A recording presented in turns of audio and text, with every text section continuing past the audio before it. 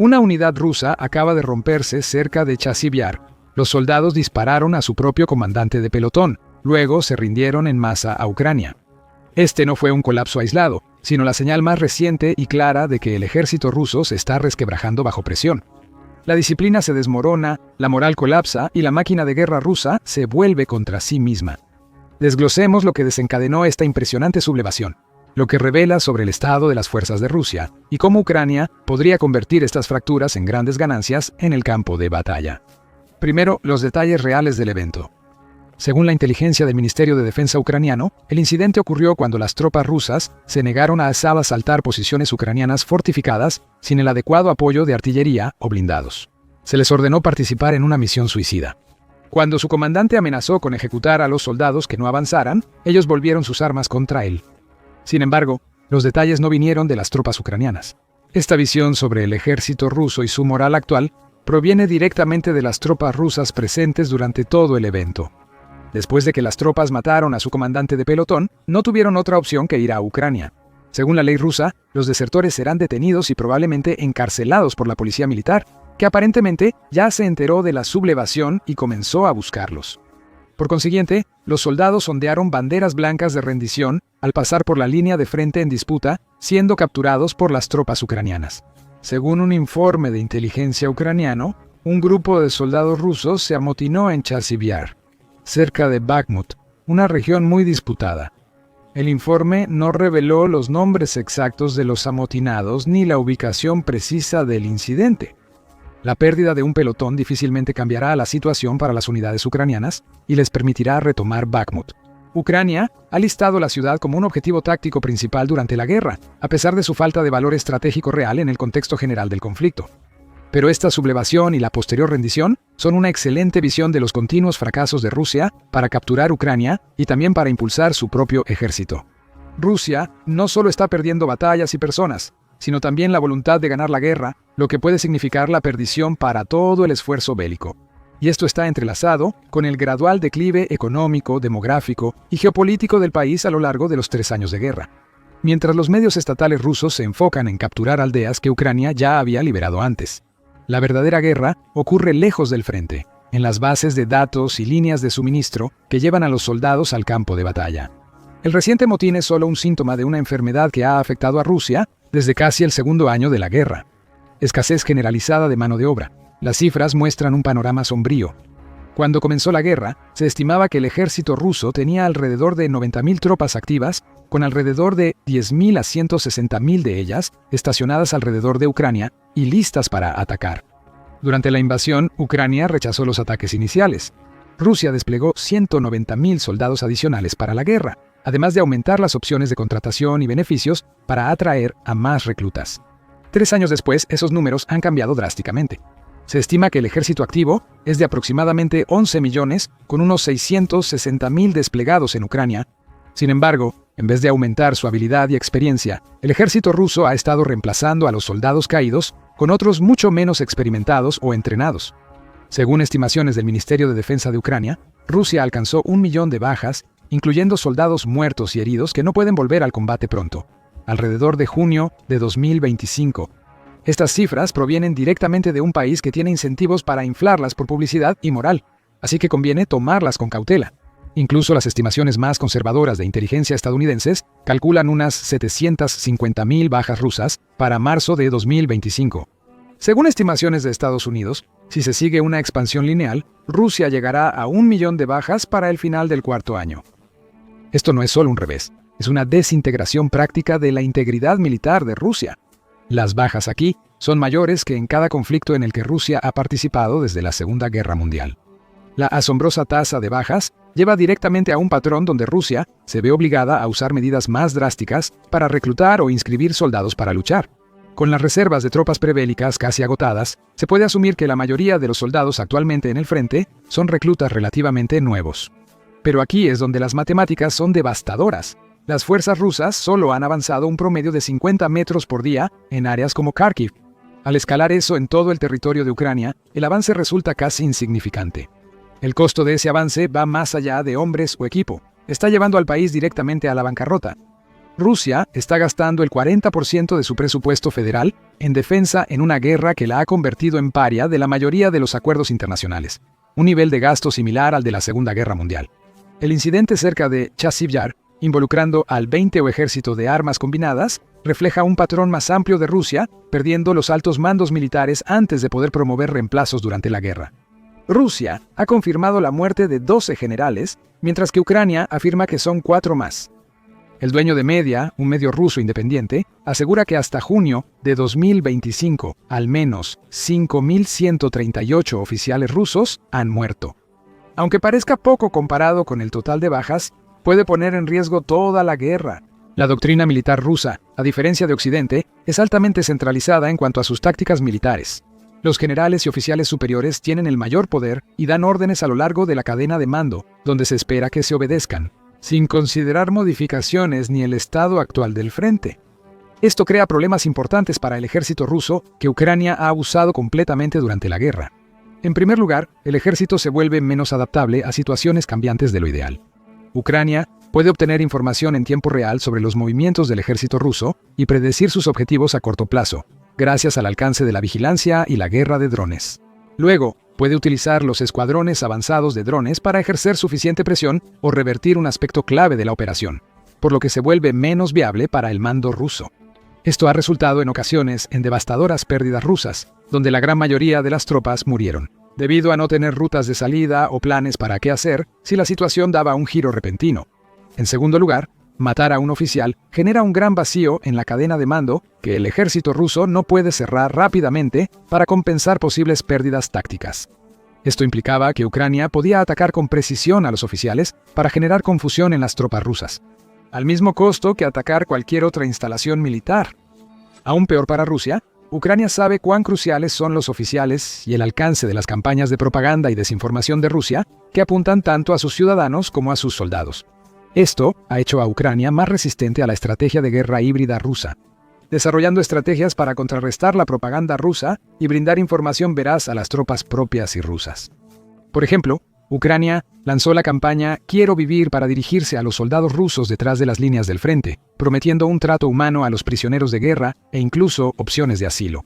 Esto contrasta con cómo Rusia reprime los intentos de eludir el reclutamiento, amenazando con altas multas y cárcel.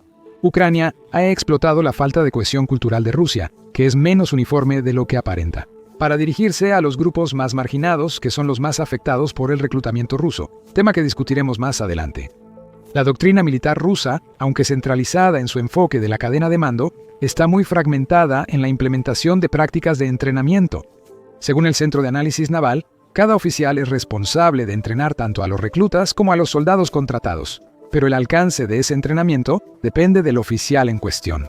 Se informa que el ejército ruso enfrenta problemas significativos debido a la falta de entrenamiento adecuado y los informes laxos de los oficiales al Comando Central sobre la preparación de sus soldados para esos escenarios particulares.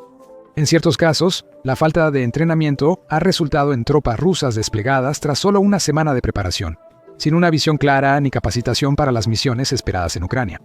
Considerando el fracaso de la doctrina militar rusa en preparar a los soldados para una guerra a gran escala. Es evidente que la guerra en Ucrania llegó a ese punto hace tiempo. No es sorprendente que veamos tropas rindiéndose ante las fuerzas ucranianas, y no es la primera vez. En agosto de 2024, Ucrania invadió Kursk con solo 1.000 soldados cruzando la frontera. Los reclutas rusos inexpertos se rindieron en oleadas, resultando en una de las misiones ucranianas más exitosas hasta ahora. La incursión en Kursk fue ampliamente reconocida, impulsando políticamente a Ucrania y ayudándola a obtener más apoyo internacional. Un problema clave es que el ejército de Rusia no refleja los valores de la mayoría de los rusos. En las grandes ciudades, la movilización parcial oficial en 2022 se enfocó principalmente en áreas distantes a Moscú, San Petersburgo y otras metrópolis. Así, las regiones más pobres de Rusia tuvieron que llenar las filas del ejército. Y aunque Rusia anunció intentos de otras movilizaciones, nunca parecen haberse materializado, al menos oficialmente. Sin embargo, las oleadas encubiertas de movilización parecen seguir el mismo patrón, siendo la movilización en Dagestán el ejemplo más reciente. Estas movilizaciones se dirigen a miembros de minorías étnicas, de las cuales hay muchas debido al gran tamaño y dispersión de la población en el país. Pero esta política social está agotando la capacidad productiva de Rusia. Los principales centros de población albergan a los hombres más aptos físicamente. Cierto, pero también son las mayores concentraciones de clase media, que probablemente no forman parte del complejo militar industrial. El mismo equipo que Rusia pierde diariamente en Ucrania está siendo fabricado. En resumen, Rusia está utilizando al mismo grupo reducido de personas para su industria y conscripción, mientras propaga propaganda. Esa victoria es prematura. La propaganda tiene un control profundo en Rusia debido a los esfuerzos desiguales de conscripción. Si los grandes centros de población no sufren una disminución demográfica por el envío de hombres a la guerra o su empleo en la industria militar, el Kremlin puede mantener la ilusión de que Rusia no tiene casi tantas bajas como afirma Occidente. Que el Kremlin llegue a estos extremos para promover la propaganda implica la fragilidad del sistema. ¿Y por qué estas sublevaciones pueden tener un gran efecto en el resultado de la guerra? Las noticias de oficiales y generales asesinados en Ucrania son más difíciles de explicar y pueden romper el círculo de propaganda que impulsa a Moscú y otras grandes ciudades. La crisis de reclutamiento doméstico de Rusia y la escasez de mano de obra la han forzado a importar combatientes de Corea del Norte e Irán, lo que agrava aún más la situación.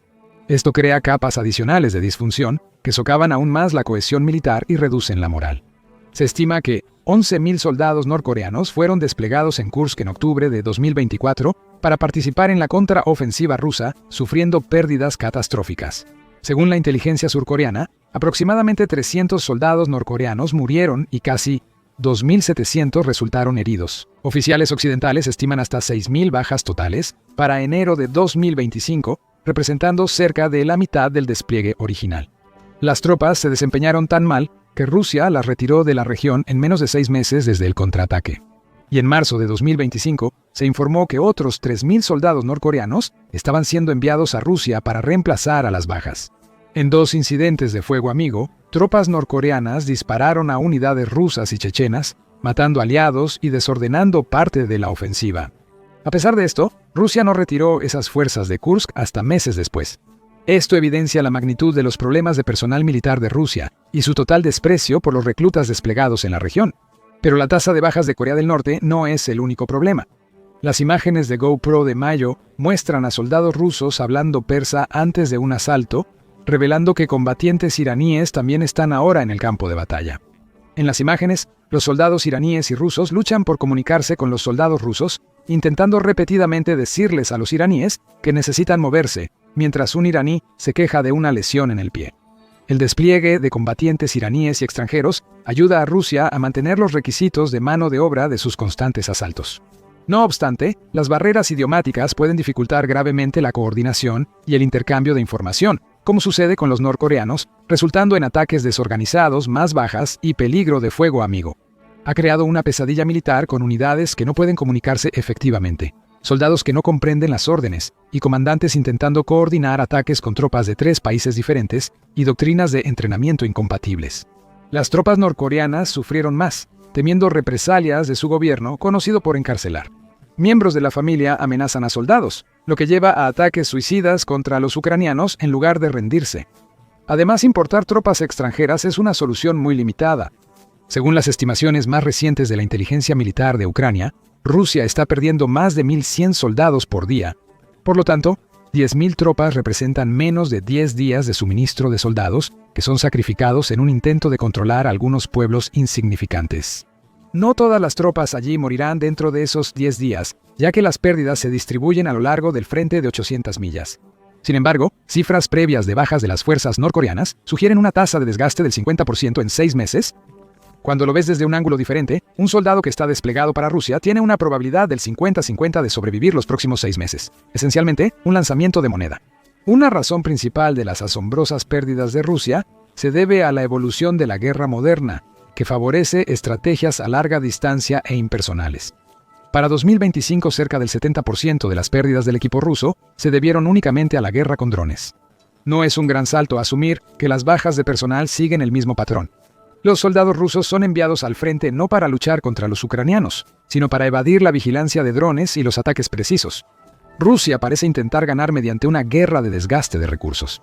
Con un ejército que aún supera en número a los ucranianos y la capacidad de importar soldados de Corea del Norte, un país con más de 12 millones de tropas activas, a pesar de su tamaño relativamente pequeño, Rusia está intentando lanzar personas al problema, esperando que se resuelva solo. La estrategia también afecta a la economía rusa. Rusia ofrece a reclutas y soldados extranjeros salarios varias veces mayores al promedio nacional. Esto representa una carga significativa para la economía, que ya está al límite por una insostenible tasa de desempleo del 22% a mayo de 2025. De hecho, aumentar el salario de los soldados y sus familias ha costado a Rusia más del 8% del presupuesto gubernamental, una cifra sin precedentes a nivel mundial. Simultáneamente, Rusia paga a Corea del Norte e Irán por equipamiento, municiones, sistemas defensivos e incluso ingenieros militares. El constante drenaje de la economía de Rusia se ve exacerbado por el creciente estrangulamiento que las sanciones occidentales tienen sobre la capacidad del país para obtener ingresos de su comercio de gas y petróleo, que ha representado hasta el 40% de los ingresos del gobierno. Rusia ha creado un ciclo mortal. Cuantas más personas pierda, más tendrá que gastar para incentivar el reclutamiento. Además, cada mes que pasa, los riesgos y costos de operar una flota sombra para transportar petróleo y gas por aguas internacionales aumentan. Los costos extra de mantener una guerra se agravan porque Rusia está perdiendo la capacidad de comerciar con otros países o retener personal de altos ingresos. Más de 90.000 rusos dejaron el país antes del segundo año de la guerra, por el alto costo de los boletos y la escasez de destinos. Eran principalmente familias de clase media con potencial de ganancias significativo en Rusia, sobre todo en tecnologías de la información y sectores afines. Rusia no puede recuperarse de esta pérdida, ya que está ocupada intentando reforzar su ejército en decadencia.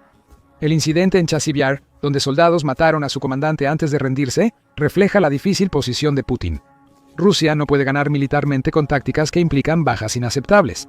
No se puede negociar desde una posición de fuerza cuando las tropas se rebelan contra sus oficiales. Y no puede sostener económicamente una guerra que consume el 40% de su presupuesto federal por ganancias territoriales mínimas. Más fundamentalmente, la estrategia de conscripción basada en clases de Rusia revela la incapacidad de Putin para argumentar a su pueblo que la guerra contra Ucrania es existencial en lugar de opcional. Al proteger sistemáticamente a la élite y clase media de Moscú de la conscripción mientras se dirige a los rurales, pobres y minorías étnicas. Putin ha admitido que esta guerra no justifica el sacrificio de las poblaciones económica y políticamente importantes de Rusia. La conscripción desigual crea un ciclo de retroalimentación positivo con resultados negativos. Las regiones más pobres de Rusia pierden a sus hombres en edad laboral por muerte o emigración, lo que empobrece más estas zonas y reduce su productividad económica. Las familias de los reclutados a veces deben subsidiar la guerra comprando equipo militar para sus parientes. Mientras tanto, las regiones económicamente productivas de Rusia permanecen aisladas de los costos de la guerra sin generar presión política para terminar el conflicto ni una movilización económica real para la victoria. Ahora, los valiosos recursos que podrían apoyar a las fuerzas domésticas se gastan en mercenarios extranjeros incapaces de comunicarse con sus supuestos aliados.